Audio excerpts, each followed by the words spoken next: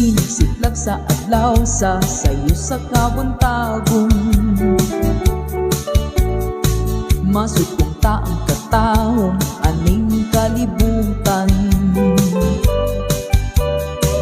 Gidayan-dayan ng sana higmata nga kalanggaman nga nanagawi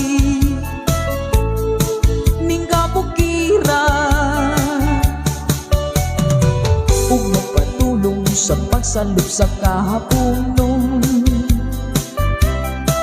ug sa dughan nga walay naglaylay sa kasing-kasing nga way nagsapnay sa makanako nga sinalikway ay magamahan.